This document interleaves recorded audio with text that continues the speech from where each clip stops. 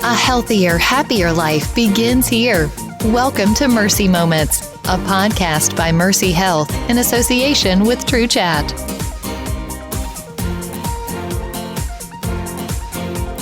Ohio, believe it or not, is home to well over 400 caves and caverns. They come in all different shapes, sizes, and even colors. A few of them, like the Ohio Caverns, are also quite large. Sadly, most of them are not open to the public. Thanks for tuning in today. I'm your host for Mercy Moments, T. Allen Sealer, coming to you from Champaign County here at True Chat Studios in Urbana, Ohio. Our guest today is JD Harshfield. Mr. Harshfield has been with Ohio Caverns since 2010, worked as a tour guide until 2015, and is now a part of the company's leadership structure. JD, welcome. So how did you get involved with Ohio Caverns? Well, I started when I was in high school. I just applied for a tour guide position and got the job. I always was interested in rocks and minerals and geology and things like that. So it worked out really well. And I grew up very close to the cavern itself. So did you really? I sure did. Yep. Nice commute to work. Is that how you first found out about it growing up? Yeah. My family went there quite often growing up, and family reunions and just general cave visits. Yeah, it was always something we did growing up. So what are some of your responsibilities there? I'm part of the management, so we kind of do a little bit of everything. Welcoming guests is kind of the big part of it. You know, we all want everybody to feel welcome and encouraged to be here. Selling the tickets, and then running the tours, getting tours started, departing them all throughout the day. It's just kind of a little bit of everything across the board. So what do you like most about your job? The best part of it, I think, is other than being in the cavern. The cavern itself is exquisite. It's beautiful, and there's always new things to look at. But the cool thing about it is that when people come to visit, they're always excited. They're always generally happy to be there. So you're not dealing with the angry, upset customers right? Very often at all. So I think that's a big plus. So what would you say is the most challenging part of the job? Really, there's not a whole lot of challenges. I'm not saying it's an easy job, because it does have its days, but it's a very, very, very easy to get along with, if that makes sense. First of all, I have to ask, what exactly is the difference between a cave and a cavern? Sure, yeah. Caves, generally, when you think of caves, that's what you think of animals living in or people taking shelter in, So the technical difference, caves have the natural openings, things that, an entrance that people can go in and out of freely. Caverns are completely sealed to the surface, so there's no natural opening to it. I see. So we are, in that theory, a cavern. So who actually discovered what is now referred to as Ohio Caverns? It was discovered in 1897. It was just a 17-year-old farmhand. His name was Robert Knopfsinger. He had noticed a sinkhole developing over time. It wasn't quite a sinkhole yet. It just kept sinking down lower and lower, and eventually they had noticed water sunk down into the ground very rapidly overnight. And he dug into it and found the first entrance. So who were the original owners? It was owned by the Reams family. William Reams owned the property, and he was just a small-time farmer that happened to have the cavern entrance on his land. And almost immediately they opened it up for tours, correct? Yeah, absolutely. It was discovered August 17th of 1897. And then they had it open 10 days later. Wow. Literally 10 days later, they opened it, and people would just come. There was no guided tours. It was just, you came and gave some pocket change. They'd rent you an oil lantern and lower you in and say, have fun. The reason why I asked that question about cave versus cavern earlier is the original name of Ohio Caverns was Mount Tabor Cave Tours. Mm-hmm. That is correct, yep. And then when Mr. Reams sold the property to the Smiths, what did they do to change the site? Well, what they did, they purchased the land across the road and then determined that the majority of the cavern was on that side. So they in turn purchased the other part from William Reams. What they did at that point, this was 1922. What they did at this point was they surveyed the cavern. They determined the best way to dig it out because they wanted to be able to do walking tours. I see. And so they started digging out. They dug for about 3.5 years, buckets, shovels, hauling all the dirt and mud out. And then they dug about 3.5 miles of passageways when it was all said and done, or about 1.5 miles of passageways when it was all said and done. So today, from what I understand, Ohio Caverns is actually the largest accessible cave system in Ohio, correct? Yeah, it is the largest known cavern in the state. So it's not that there's anything that's inaccessible necessarily in the state. Ohio Caverns is the largest known cavern in the state. And there is still some water and things like that in there, though, right? Even after they excavated it? Yeah, there's a couple areas where there's water that pools up in there. It's no flowing water. There's no rivers or lakes or anything like that. We have a couple pools here and there. But yeah, there is a couple areas. Are there lower levels that are like inaccessible because of water? They're totally inaccessible, but it's more or less theory. There's nothing we've never been to those levels or anything like that. It's it would be the levels where you would draw your well from at home. I see. I see. Yep. So do you think that there actually is other parts that eventually could be opened up for tours? Probably not. There is more cavern total. In fact, there are 3.5 miles of passageways. We dug that 1.5 miles in the 1920s. I see. But other than that, there's no real other areas that plan on being opened or excavated. Now, this area is a part of what is referred to as the Bell Fountain Outlier, correct? Mm-hmm, yes. So what exactly is that? The Bell Fountain Outlier is a geological remnant that's left over from erosion. So erosion would, in fact, in this point, was done by glaciers. I see. Glaciers came through. They wiped out a lot of the rock that was in the area. This little chunk that is now called the Bell Fountain Outlier was actually lower than the rest of it. I see. So when the glaciers came through, they wiped out the rest of it. That other piece eventually just worked its way up from natural erosion and became what it is now, the high point of Bell Fountain in Ohio. So actually these started out as kind of like aquifers storing water, and then slowly but surely the water eroded into these caverns, correct? Yeah. Underground rivers and aquifers, yep. And the water would start carving their way and finding cracks and crevices and making passageways larger and larger. And this is a part of a kind of a cave system spread out through that area of Ohio, correct? Yeah, there are caves all over. Ohio Caverns is totally secluded in its own, so it does not connect to anything else. I see. But there are caves and caverns all through the Bell Fountain Outlier. There are caverns that are open to the public north of us as well. But yeah, there are many other caves. Well, that pretty much does it for the first segment.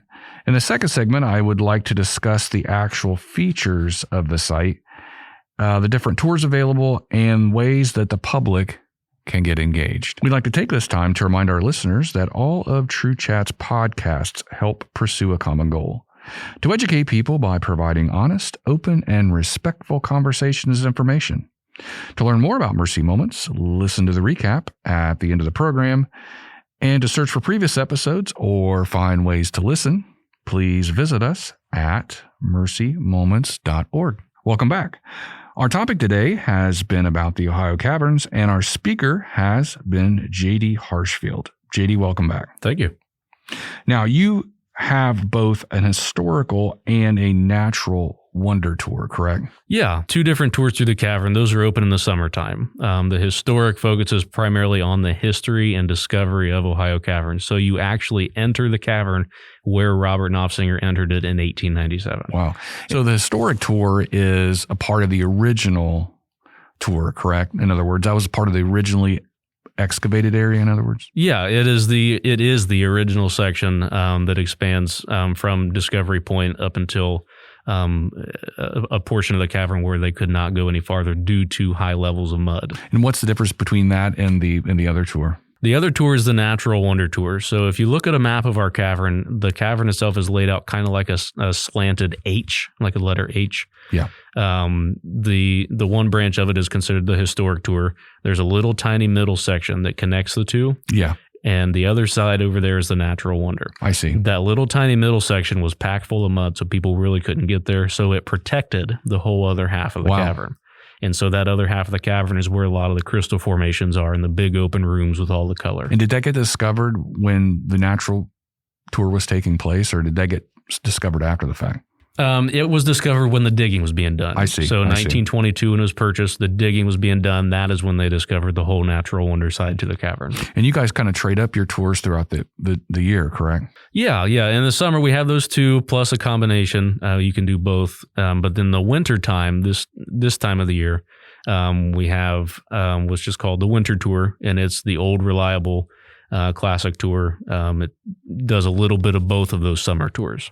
How's that affect pricing? It really doesn't. Our pricing is the same if you do one tour or the other in the summertime. Or the wintertime, it's the same for any of those tours. We do offer the discounted package if you do both in the summertime, the historic and the natural wonder, just kind of a discounted rate to do and experience both sides. And you kind of touched on the different attractions on the natural wonder side of the tour. What attractions are there in the cave system? I know on your website it mentions things like the Crystal Sea, the Natural Bridge, Fantasyland, things like that. Can you go through some of those different features that are in the caverns? Yeah. I guess we'll just start there at the top. The Crystal Sea there, it's a little retention pool that holds up a lot of the water that flows through that area. It doesn't necessarily flow or anything. It just literally pools up there and eventually trickles out the side. Interesting. So that's very neat. Then as that tour progresses on, this is all on the Natural Wonder Tour. As that Natural Wonder Tour progresses on, we go into the four main rooms, which gets into Fantasyland, the Big Room, the Palace of the Gods, and the Jewel Room. They are all very unique rooms, very large with a lot of formation. We are known as America's most colorful cavern, and a lot of that color is found in these four rooms. So what's the future hold for Ohio Caverns? The cool thing about operating a cavern is it's pretty straightforward. I mean, they're guided cavern tours. That is never anything that's going to change. We guided tours all day, every day.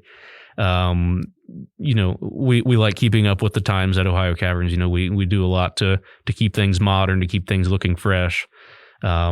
And so it's just a matter of literally just keeping up with the times and rolling with the punches.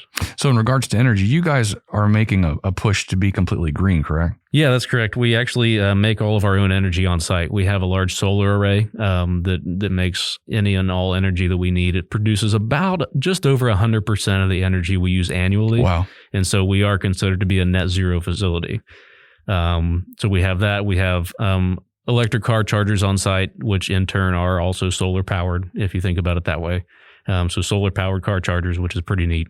And then of course, just the standard amenities, the touchless dispensers, and we have just hand dryers and, special features in the bathrooms that keep things waterless and you make things really try to be as green as possible. And you guys only have 2 entrances to the cave system? There are 2 entrances and 2 exits, so they are all totally separate. Historic Tour has its own entrance and exit.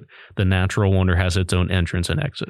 And are they all covered? Because you mentioned earlier that this wasn't by nature open. In other words, it wasn't like a cave where it was just open, that you guys had to make those openings, correct? Yeah, sure did. Yeah, that first entrance they dug into, and then they went from there. So they dug until they couldn't dig anymore, and then they dug straight up.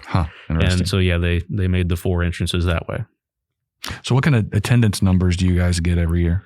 We see right about 50 to 60,000 people a year on average. So it keeps us busy. The bulk of that is between Memorial Day and Labor Day. Is it? That's when we see most of our people. So besides the cave tours, what other things do you have on site? I know you guys have a gift shop, for example. Mm-hmm. Yeah, we do. We have a gift shop. It is, the cavern and the gift shop, everything on site is open 363 days a year. Is it? We're only closed Thanksgiving Day and Christmas Day. So we take strides to keep everything open and available during those times. One of the big things other than the cavern tour is our gem mining. Yeah. We have a large... That's interesting. It is. It's really neat. It's a large outdoor sluice. You purchase bags from the gift shop, take it out and sift out the sand and dirt. And then obviously in the wintertime, you can't do that outside. So we actually have one we bring indoors and we can do it all year in the gift shop. So for those that don't already know, where exactly are you guys located? Ohio Caverns is on the east side of State Route 245. So it's about 4 miles east of West Liberty, north side of Champaign County. You guys also have a website, correct? Yep, just ohiocaverns.com. So walk us through some of the features of the website. Yeah, on the website, there's all kinds of different things. You can go and you can see photos of the cavern and the park facility, all that kind of stuff. There, you can purchase tickets online as well. There's a wide range of things. There's a Q&A area. There's if your questions aren't answered in the frequently asked questions section, you can send us a question directly from the website too. So do most people buy their tickets online, or do they wait till they get to the site? It's a little of both. It's a good mix. It just kind of depends on the season. We see more online tickets in the summer than anything. Is there any other way to get a hold of you guys? Yeah, absolutely. We are on all social media platforms, Facebook, Instagram, Twitter, all that good stuff. And then, of course, we have email, phone number. We're happy to answer any and all questions to anyone that reaches out. So what is your phone number? 937-465-4017. That pretty much does it for the program today. A quick reminder, our goal here at Mercy Moments is to provide local resources, awareness, and involvement. Therefore, if you have any comments related to past episodes or suggestions for future episodes, please contact us at taceyler@mercy.com. That's capital TACEYLER@mercy.com. Again, I'd like to thank my guest today, JD Harshfield, for being here. You can listen to Mercy Moments on TrueChat via Spotify, Apple Podcasts, Stitcher, or anywhere else fine podcasts are found. For Mercy Moments, Mercy Health Urbana Hospital, and TrueChat, I'm your host, T. Allen Sealer. And I'm JD Harshfield. Thanks for listening today. Stay healthy, Ohio.